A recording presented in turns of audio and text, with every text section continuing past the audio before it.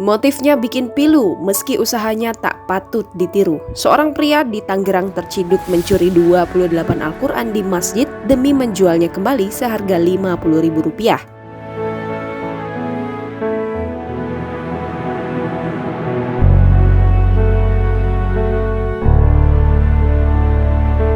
Seorang pria di Tangerang kepergok mencuri Al-Quran di sebuah masjid di Kelurahan Kreo, Kecamatan Larangan, Kota Tangerang.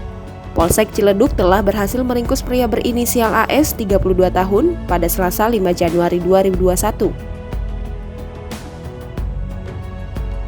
AS terpergok mencuri Al-Quran oleh pengurus masjid.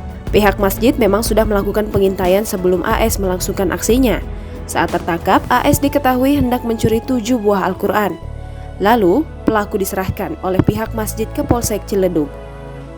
Setelah diselidiki, ternyata AS sudah berulang kali mencuri Al-Quran di masjid yang sama. Hasil penelusuran mengungkapkan pria tersebut telah mencuri sebanyak 4 kali. Di balik kasus pencuriannya, AS mengaku motifnya adalah demi memenuhi kebutuhan sehari-hari. Dirinya mengaku sempat bekerja di sebuah konveksi, namun karena adanya pandemi COVID-19, ia menjadi pengangguran. Usai mencuri, AS tidak menggunakan hasil curian itu untuk keperluan pribadinya.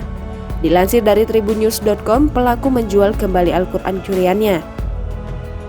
Wisnu tidak menjelaskan secara detail di mana lokasi penjualannya. Hingga kini, polisi juga berencana mengecek kejiwaan pelaku.